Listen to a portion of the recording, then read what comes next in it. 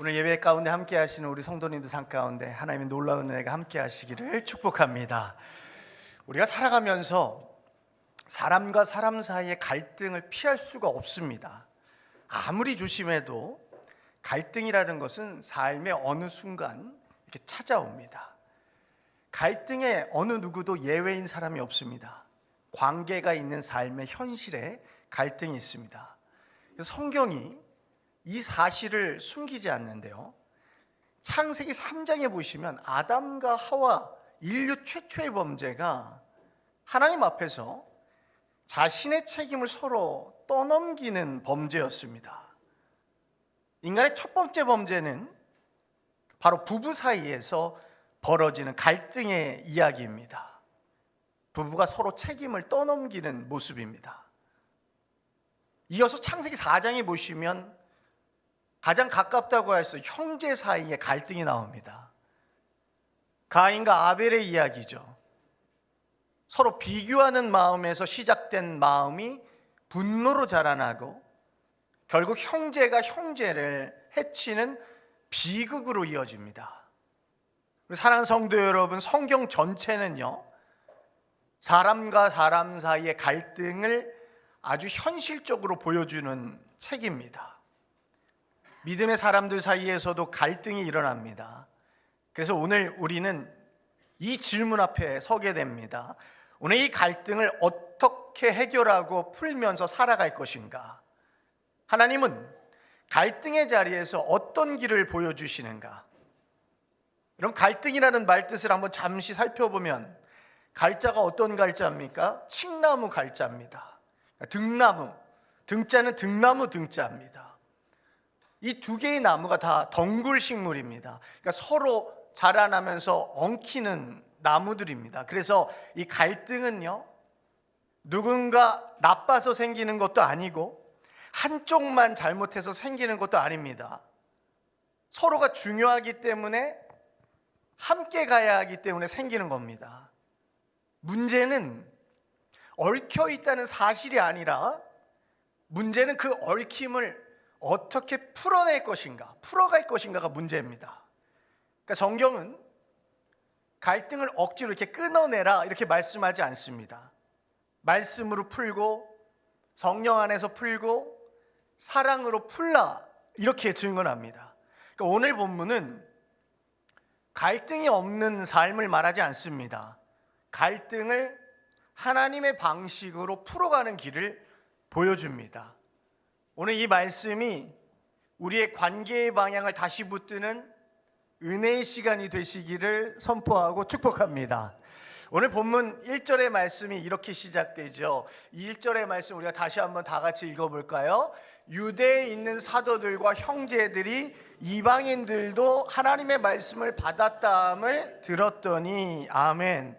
오늘 본문이 어떻게 시작됩니까? 이방인들이 하나님의 말씀을 받았다, 이 이야기로 시작이 됩니다. 그러니까 어떤 일이 벌어지느냐? 2절과 3절에 보세요. 베드로가 예루살렘에 올라갔을 때 할례자들이 비난하여 이르되 그럽니다. 내가 무할례자의 집에 들어가 함께 먹었다 하니 아멘. 유대에 있는 사도들과 형제들이 이방인들도 하나님의 말씀을 받았다는 소식을 들었습니다. 여러분, 이 소식 자체가 얼마나 기쁜 일입니까? 복음이 유대인들의 울타리를 넘어 이방인까지 전해졌다는 이야기, 전도가 됐다는 이야기예요. 그런데 이 기쁜 소식 뒤에 우리가 전혀 예상하지 못한 장면이 등장합니다. 바로 베드로가 예루살렘에 올라가니까 할례자들이 베드로를 비난합니다. 한번 생각해 보세요. 이방인들 하나님 말씀 받았다는 이야기를 들으면요, 전도가 됐으니까 함께 기뻐해야 되지 않습니까? 하나님께 영광 돌려야 되지 않습니까? 만약 성경이 좋은 이야기만 골라 적는 책이었다면 아마 1절을 증언한 다음에 바로 2절부터 17절은 없어야 되고 18절에 그들이 하나님께 영광을 돌렸다, 이 말씀만 나와야 되는데, 그런데 성경은 그렇게 쓰지 않습니다. 성경은 인간의 현실을 숨기지 않습니다. 복음의 역사 한가운데 갈등이 일어났다 이렇게 정직하게 기록합니다. 비난의 이유가 뭡니까? 3절에 보면 아주 분명하게 나오죠. 3절에 보세요. 내가 무할레자의 집에 들어가 함께 먹었다는 거예요. 먹는 문제, 식탁의 문제. 무할레자라는 말은 유대인의 기준에서 볼 때 언약 밖에 있는 사람이에요. 정결하지 않다라고 여겨지는 사람이에요. 그래서 당시 유대인들은요, 이방인과 함께 식사하지 않았습니다. 같은 식탁에 앉는다는 것은 같은 공동체로 인정한다는 뜻이기 때문에 그들은 같이 식사하지 않았어요. 그런데 베드로가 이런 오랜 전통과 고정된 기준을 넘어서 이방인 집에 들어가서 함께 먹었습니다. 그 순간 할례자들의 마음이 요동치는 거예요. 그리고 성경이 그 반응을 아주 정확한 단어로 기록하는데 비난하였다는 거, 비난하다. 헬라어의 디아크리노, 조용히 의견을 제시하는 게 아닙니다. 마음이 갈라지고 감정이 격해지고 공격적으로 막 따져 묻는 상태가 비난한다는 거예요. 다시 말하면 감정이 앞서서 터져 나오는 말이 비난이에요. 격분한 상태입니다. 사랑하는 성도 여러분, 비난에는요 언제나 독이 담겨 있습니다. 그러니까 말이 짧아 보여도 그 안에 상처 주는 말, 그 힘이 있어요. 누군가 정성껏 준비했는데, 정성껏 어떤 일을 준비했는데, 아니 그 수고와 노력 얼마나 많이 들어갔어요. 근데 엉뚱한 말 한마디 던지면 마음이 얼마나 쉽게 무너집니까? 근데 오늘 본문 보세요. 누가 베드로를 비난합니까? 외부 사람이 아니에요. 교회 안에 있던 사람들입니다. 그리고 왜 비난합니까? 복음의 본질 때문이 아니라 먹는 방식, 전통, 자기들이 익숙한 기준 때문에. 우리 성도 여러분, 갈등이 언제나 악한 의도에서만 시작되는 게 아닙니다. 대부분 내가 옳다고 여기는 기준에서 시작이 돼요. 오늘 이 말씀이 베드로의 이야기가 아니라 우리 자신의 모습을 비추는 말씀입니다. 오늘 말씀을 통하여서 갈등을 어떻게 풀어가야 되는지, 그리고 무엇 때문에 갈등이 생기게 되는지를 깨달아 알아서 여러분의 삶 가운데 이 갈등이 하나님 안에서 잘 해결되는 놀라운 역사가 있기를 축복합니다. 1절부터 3절을 쭉 보시면 크게 세 가지를 깨닫게 돼요. 세 가지 사실을 발견합니다. 하나는 뭐냐? 갈등은요 가까운 사람 사이에 일어나요. 제가 지금 이 앞에 나가서 우리 소나무길 나가서 모르는 사람하고 갑자기 부여잡고 갈등을 일으킨다. 그건 정신이 제 정신이 아닌 거죠. 갈등은 낯선 사람과 모르는 사람과 잘 생기지 않아요. 길을 가다가 모르는 사람과 싸울 이유가 없습니다. 잘. 갈등은 그러나 늘 아는 사람 사이에 일어나요. 그것도 잘 아는 관계 안에서. 부부 사이에서, 부모와 자녀 사이에서, 가깝다고 여기는 관계 안에서 갈등이 잘 드러납니다. 오늘 본문도 그렇죠. 베드로와 유대 사도들이 같은 스승을 모셨습니다. 3년 동안 무려 함께 먹고 함께 자고 함께 동행하고 길을 걷던 사람들이에요. 그런데 그들 사이에 갈등이 생겼어요. 근데 분명한 건요, 갈등이 생겼다고 관계가 실패한 거 아닙니다. 오히려 가까웠기 때문에 갈등이 드러난 거예요. 그리고 또 하나는 뭡니까? 갈등의 원인이 되게 본질이 아닙니다. 사람 사이의 갈등은 거창한 가치 때문에 일어나는 게 아니에요. 세계 평화라는 그런 가치 때문에 일어나는 게 아니에요. 아주 일상적인 문제에서 일어납니다. 무엇을 먹느냐, 어떻게 먹느냐, 그 삶의 방식과 태도에서 차이에서 마음이 상하는 경우가 많아요. 작아 보이는 문제를 그대로 두면 쌓이고 결국 큰 갈등이 나요. 왜 그렇게 코를 고며 자느냐, 왜 이렇게 음식을 호룩거리면서 먹느냐, 이런 작은 문제에서 큰 갈등이 생깁니다. 오늘 본문도 그렇습니다. 문제는 복음이 아니에요. 예수 그리스도가 아닙니다. 함께 먹었다는 문제예요. 그러니까 비본질적인 문제예요. 또 하나는 뭐냐? 좋은 일에도 갈등이 찾아옵니다. 자, 이방인들이 하나님 말씀 받았습니다. 복음이 경계를 넘어서 이렇게 퍼져나갔어요. 기뻐해야 될 일이 아닙니까? 그런데 그 좋은 일 한가운데 갈등이 일어났습니다. 그러니까 하나님의 역사가 진행될수록 사람의 마음이 복잡해질 수가 있어요. 그러니까 갈등이라는 게 멀리 있지 않습니다. 가까운 사람 사이에도 있고 작은 문제에도 있고 심지어 좋은 일 가운데에도 이렇게 갈등이 생겨납니다. 그렇다면 질문이 있어요. 질문. 그럼 이 갈등을 어떻게 풀어야 되느냐? 여러분, 갈등을 어떻게 풉니까? 화를 내야 합니까?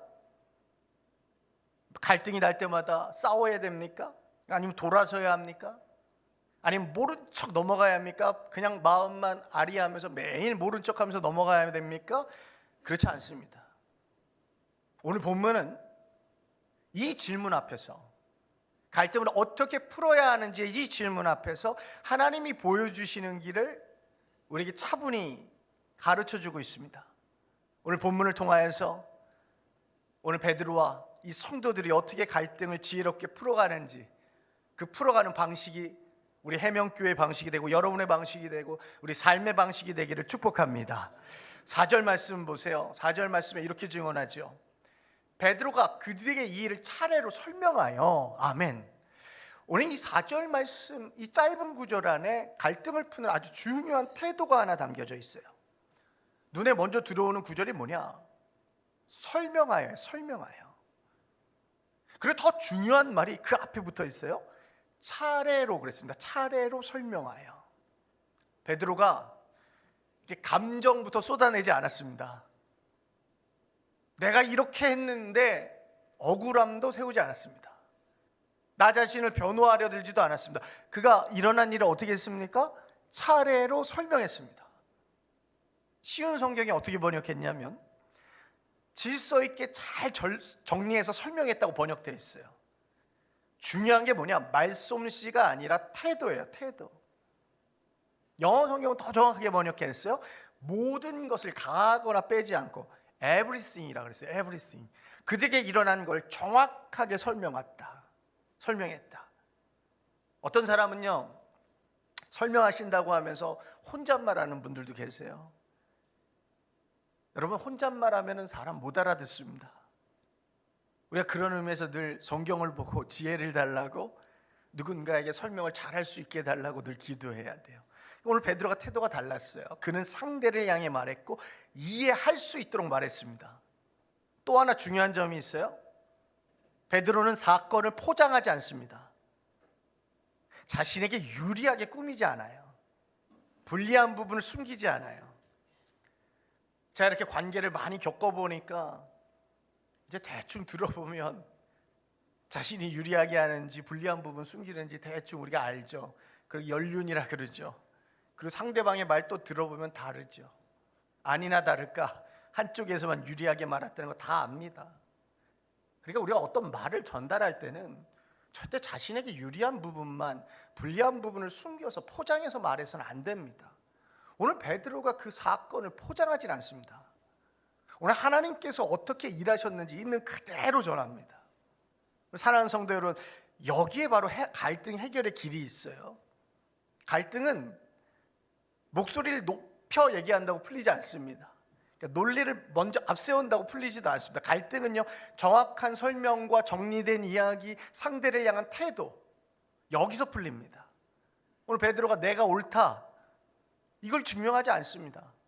대신에 하나님께서 어떻게 일하셨는가를 보여주었습니다. 오늘 사랑하는 성도 여러분, 우리 갈등 앞에서 우리가 배워야 할 태도가 이겁니다. 감정보다 사실을 정리하는 태도, 비난보다 하나님의 일하심을 설명하는 태도. 이 태도가 있을 때 갈등이 싸움의 자리가 아니라 이해의 자리로 옮겨지게 됩니다. 그렇다면 사랑하는 성도 여러분, 갈등을 어떻게 다루어야 하는가? 오늘 본문은 갈등을 없애는 방법이 아니라 갈등을 믿음으로 대하는 길을 우리에게 보여줍니다. 첫 번째 뭐가 중요하냐? 화를 내지 않고 상대를 존중하는 게 중요해요. 많은 갈등이요, 의사소통의 오해에서 시작이 돼요. 그래서 성경이 가장 먼저 말하는 거 뭐냐? 화를 내지 말라는 거예요. 오늘 본문 어디에도 보시면 베드로가 화냈다는 내용이 나오지 않아요. 내가 섭섭하다, 우리가 함께한 세월이 얼마인데, 이걸 따지지 않아요. 야, 하나님이 하시는 일인데 네가 왜 방해를 해? 이렇게 소리치지도 않습니다. 베드로가 먼저 생각합니다. 이 사람들이 왜 이렇게 말할까? 그리고 듣습니다. 여러분, 화를 낸다는 것은요, 상대를 존중하지 않는다는 태도예요. 근데 반대로 설명하는 것은 상대를 존중하는 태도입니다. 야고보서 1장 19절 20절 이렇게 증언하죠. 듣기는 속히 하고 말하기는 더디하며 성내기는 어떻게 해요? 더디하라. 화라는 것은 하나님의 의를 이루지 못합니다. 우리가 잘 아는 베드로가 어떤 사람이에요? 얼마나 급한 사람이에요? 예수님 잡히셨을 때 칼을 휘둘러 가지고 그 다혈질적으로 말고의 길을 잘랐던 사람이에요. 그런데 이 베드로가 변했습니다. 은혜로 변했어요. 여러분, 우리 모두가 다 마음속에 칼 하나쯤은 다 가지고 살죠. 성격이 없는 사람이 어디 있고 성질이 없는 사람이 어디 있고 화를 못 내는 사람이 어디에 있습니까? 마음속에 다 하나씩의 칼은 다 잘 갈린 칼은 품고 살아갑니다. 그러나 그 칼을 꺼내면 안 되죠. 근데 갈등이 생기면 그 칼이 자꾸 나오려고 그래요. 그때 필요한 게 뭐예요? 참는 거죠. 그래서 우리 한자에 보면 참을 인자가 칼도자에다가 마음 신자. 그러니까 마음 위에 칼을 얹어 있잖아요. 그러니까 우리 마음 안에는 늘 칼이 있어요. 근데 참 묘한 것은 마음에 칼이 있는데 이걸 참을 인자라 그래요. 근데 그 칼이 밖으로 나오면요, 사람을 베는 폭력이 됩니다. 폭력적인 언어가 됩니다. 폭력적인 행위가 될 수가 있어요. 근데 마음속에 잘 갈려져 있는 그 칼을 베드로가 내려놨습니다. 그래서 이 갈등의 자리가 싸움의 자리가 아니라 설명의 자리가 되었습니다. 또 하나, 오늘 베드로는 논쟁하지 않고 간증을 했어요.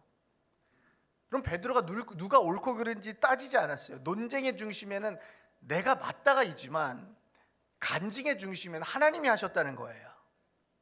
우리가 대부분 이야기를 할 때 요즘에 그런 말 잘 안 쓰지만 스펙, 조건 따지고 막 이러지만, 여러분, 조건 따지고 스펙 따지고 남녀가 만날 때도 그거 따지면 거기에 은혜가 있습니까? 없어요. 만남이 이루어지지 않아요. 조건 따지면. 조건은 끝도 없어요. 근데 이야기, 간증이 있으면은 따뜻해지죠. 내가 어떤 일을 했습니다. 어떤 하나님이 인도하셨습니다. 그러니까 논쟁의 중심은 항상 내가 맞다예요. 근데 간증의 중심은 하나님이 하셨다는 거예요. 그러니까 베드로가 이방인과 밥을 먹어도 되는지 내가 옳다 이렇게 논하지 않았어요. 대신 하나님께서 나 자신 어떻게 이끄셨는지 이야기합니다. 그러니까 논쟁에는 분열이 있고 이야기에는 화합이 있습니다. 그러니까 사람을 감동시키는 조건, 스펙이 아니에요. 이야기입니다. 교회에 논쟁이 많아지면 차가워집니다. 그러니까 간증이 많아지면 따뜻해집니다. 여러분, 감사의 간증이 늘 넘치는 우리 해명교회 되시길 축복합니다. 늘 따뜻해지는 우리 해명교회 되시길 축복합니다. 여러분, 간증이 많아지면 따뜻해지고요, 방법이 중요한 거 아니에요. 하나님이 일하셨다는 사실이 중요해요. 또 하나, 세 번째 뭐가 중요하냐? 자신을 드러내지 말고 하나님을 드러내야 된다는 거예요. 오늘 베드로의 말 보세요. 내가 이게 많지 않아요. 주어가 하나님께서, 성령께서가 중심이에요. 갈등의 자리에 자신을 내세우면 싸움이 돼요. 요즘에 꼰대라 그러죠. 라떼라 그러죠. 얘기하다 보면 자연스럽게 저도 이렇게 하다 보면은 나때는 그게 내가가 주어가 되려. 내가 이렇게 되더라고요. 그럼 사람들이 다 떠납니다. 근데 오늘 베드로는 내가 맞다가 아니에요. 하나님께서, 성령께서 중심입니다. 갈등의 자리에 자신을 세우면 어떻게 해요? 싸움이 돼요. 하나님이 높이면 길이 열려요. 우리 사랑하는 성도 여러분, 오늘 우리도 갈등의 자리에서 화를 내려놓고 논쟁을 멈추고 하나님께서 하신 일을 말할 수 있기를 축복합니다. 그때 갈등이 상처가 아니라 은혜의 통로가 되는 겁니다. 그리고 이제 5절부터 10절 한번 보세요. 5절부터 10절 쭉 보시면 베드로가 이렇게 증언하죠. 내가 욥바시에서 기도할 때 황홀한 중에 환상을 보았다. 여기서 중요한 구절이 뭐냐? 기도할 때예요. 기도할 때. 베드로가 어떤 계획을 세우고 있던 순간 아닙니다. 사람을 설득하고 준비하던 때도 아닙니다. 하나님 앞에 엎드려 기도하는 중에 이 일이 시작되는 거예요. 우리 성도 여러분, 환상은 사람이 만들어내는 거 아닙니다. 생각한다고 보이는 게 아니에요. 보여주셔야 보이는 게 환상이에요. 그러니까 이 말이 뭐냐? 이 사건의 출발이 베드로 개인의 판단이 아니라 하나님이 주도적으로, 주권적으로 개입하셨다는 뜻이에요. 그리고 5절, 6절에 보세요. 큰 보자기 같은 그릇 안에 유대인의 기준으로 함께 할 수 없는 것들이 이렇게 모두 담겨 있습니다. 어떤 것이 담겨 있느냐? 깨끗한 것과 깨끗하지 않은 것이 구분 없이 들어있어요. 그리고 7절에 소리가 들립니다. 베드로야 일어나 잡아 먹으라. 그런데 8절에 베드로가 이렇게 반응합니다. 주님 그럴 수 없나이다. 이 8절까지 쭉 보시면 내가 주어가 많아요.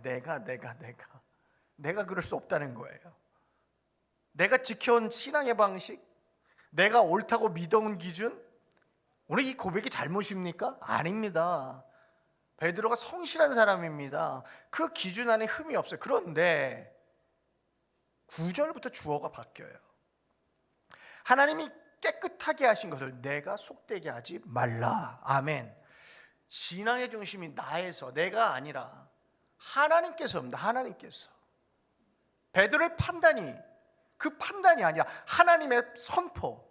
이 말씀이 여포 3번 반복됩니다. 하나님께서 충분히 베드로의 생각을 바꾸고 계십니다. 오늘 사랑하는 성도 여러분, 베드로가 이방인을 찾아가고 함께 식사한 것은 베드로 개인의 용기가 아닙니다. 하나님의 사건입니다. 베드로는 자신을 변호하지 않습니다. 내가 옳다고 말하지 않습니다. 대신 이렇게 고백합니다. 이 일은 하나님께서 시작하셨습니다. 갈등이 생길 때 우리가 보통 내가 옳다 이걸 붙들죠. 억울하다 이걸 붙들죠. 그러나 갈등이 풀리는 순간은 뭐예요? 주어가 바뀔 때입니다. 내가에서 하나님께서로 바뀔 때 길이 열려요. 오늘 우리도 이렇게 고백할 수 있기를 축복합니다. 이것은 내 뜻이 아니라 하나님 뜻이었습니다. 오늘 이 고백이 갈등을 은혜로 바꾸는 출발점이 되는 줄 믿습니다. 그리고 이제 11절부터 14절 말씀 보세요. 베드로의 설명이 점점 더 분명해지죠. 이제 이 사건의 중심이 어디 있는지 또렷하게 나타납니다. 우리 11절 말씀 다 함께 읽어볼까요? 시작. 마침 세 사람이 내가 유숙한 집 앞에 서 있으니 가이사랴에서 내게로 보낸 사람이라. 아멘. 우연처럼 보이지만 이 만남에 우연이 없어요. 기도 중에 본 그 환상과 현실에서 찾아온 사람들이 정확하게 이렇게 만나잖아요. 하나님의 일하심은 언제나 말씀과 현실을 이렇게 함께 움직이십니다. 그리고 12절에 매우 중요한 말씀이 나오죠. 매우 중요한 말씀. 성령이 내게 명하사 아무 의심 말고 함께 가라 하시매. 아멘. 오늘 베드로가 말합니다. 내가 결단했다가 아닙니다. 내가 용기 냈다고 말하지 않습니다. 성령이 명령하셨다는 거예요. 이건 권유가 아니라 명령이에요. 아무 의심하지 말고 가라. 여기서도 사용된 단어가 뭐냐? 디아크리노입니다. 의심하다라는 단어도 역시 비난하다는 단어가 똑같아요. 판단하다, 의심한다는 건 나누다는 거예요. 비난하다, 함께 모든 뜻을 가지고 있어요. 성령께서 이렇게 말씀하신 것입니다. 따지지 말고 가라. 판단하지 말고 가라. 비난하지 말고 가라. 우리 사랑하는 성도 여러분, 우리가 가기 전에 이미 판단 내릴 때가 있어요. 어떤 걸 경험하고 하기 전에 계산하고 선을 긋고 마음에 먼저 결론을 내리는 경우가 있어요. 선입견, 편견을 가질 때가 있어요. 많죠. 그러나 성령이 그 모든 것을 멈추고 가라는 거예요. 아무 의심 말고 가라. 그리고 베드로가 보시면 혼자 가지 않아요. 6명의 형제와 갑니다. 오늘 이 사건이 개인의 체험에서 끝나지 않도록 하나님께서 공동체의 증인을 세우시는데 13절, 14절. 그렇다면 그 증인을 세우시는 목적이 뭐냐? 우리 여러분을 세우신 목적이 뭐냐? 저를 세우신 목적이 뭐냐? 13절, 14절 보세요. 그가 너와 내 온 집이 구원받을 말씀을 내게 이르리라. 아멘. 우리 사랑하는 성도 여러분, 이방인이 변화된 이유가 무엇입니까? 베드로가 말 잘해서 변화됐습니까? 아니, 설교 유창하게 해서 변화됐습니까? 아닙니다. 베드로는 내 자신의 능력을 전혀 말하지 않았어요. 계속 반복하는 고백은 하나예요. 성령께서 하셨다는 거예요. 성령이 명하셨고 성령이 인도하셨고 성령이 임하셨고 그래서 사람이 변했습니다. 사람은요 말로 변하지 않습니다. 논리로 바뀌지 않습니다. 사람이 바뀌는 순간은 성령께서 임하실 때입니다. 베드로가 갈등의 자리에서 자기를 드러내지 않았습니다. 대신 이렇게 증언합니다. 성령이 하셨습니다. 사랑하는 성도 여러분, 갈등이 풀리는 지점이 누가 옳으냐의 문제가 아니에요. 성령의 일하심을 함께 인정할 때 공동체는 다시 하나가 됩니다. 오늘 우리도 이렇게 고백할 수 있기를 축복합니다. 이 일은 내가 한 거 아닙니다. 성령께서 하신 일입니다. 오늘 이 고백이 갈등을 멈추게 하고 공동체를 다시 살리며 우리 해명교회를 다시 숨쉬게 하는 축복인 줄 믿습니다.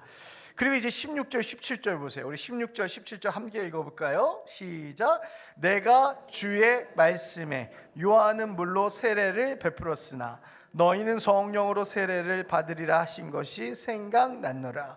그런즉 하나님이 우리가 주 예수 그리스도를 믿을 때에 주신 것과 같은 선물을 그들에게도 주셨으니 내가 누구에게 하나님을 능히 맡겠느냐 하느라. 아멘. 베드로가 이렇게 말합니다. 생각났노라. 생각났노라. 이 표현이 굉장히 중요합니다. 이 생각났다는 것은 베드로의 기억력이 좋아서 생각났다는 게 아니에요. 개인적인 통찰이 좋아서 순간 아이디어가 났다는 거 아닙니다. 베드로가 분명히 증언하기를 주의 말씀이 떠올랐다는 거예요.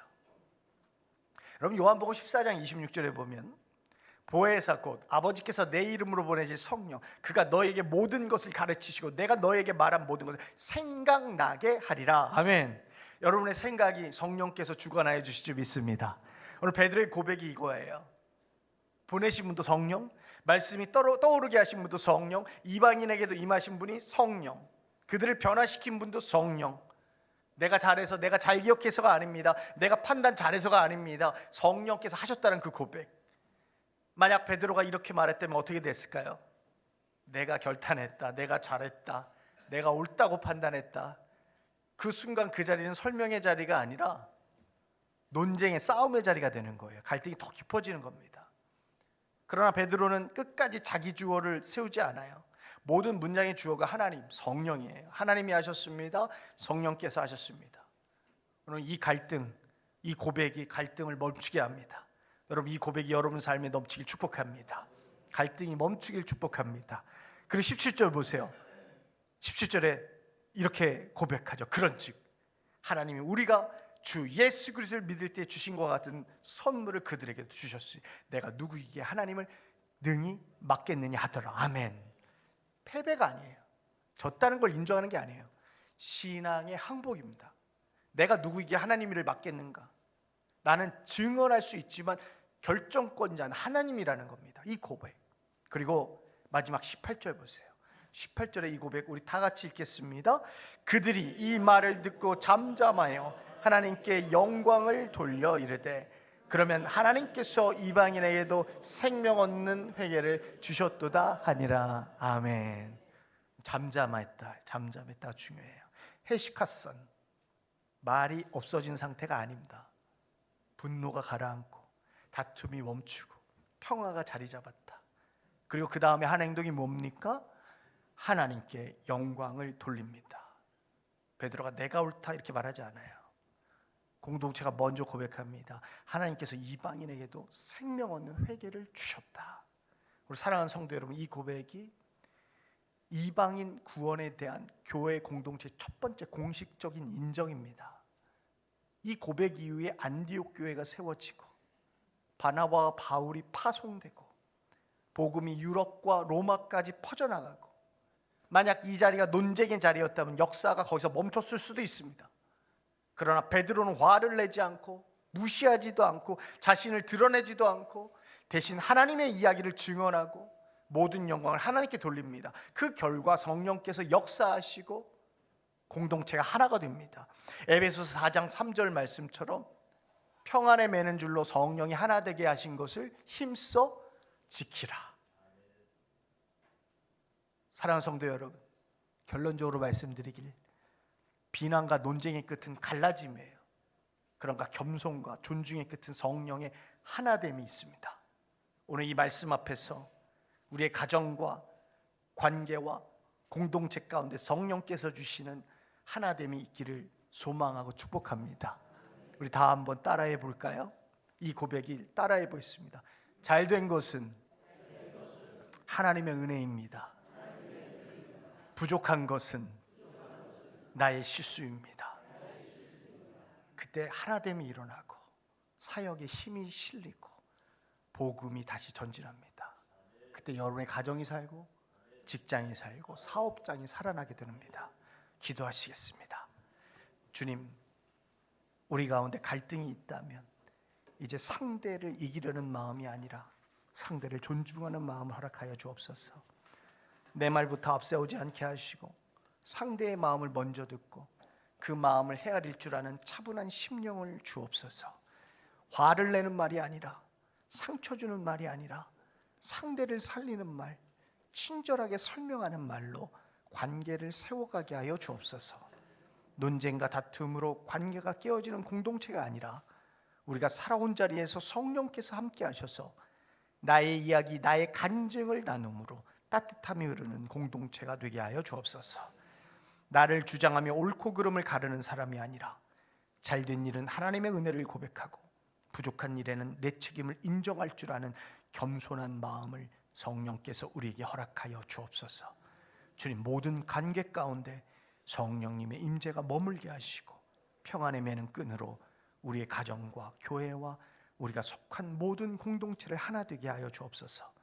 말하는 사람과 듣는 사람 사이에 성령께서 역사하시고 비난이 멈추고 침묵 속에 평화가 자리 잡게 하여 주옵소서.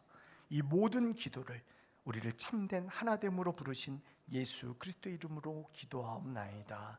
아멘.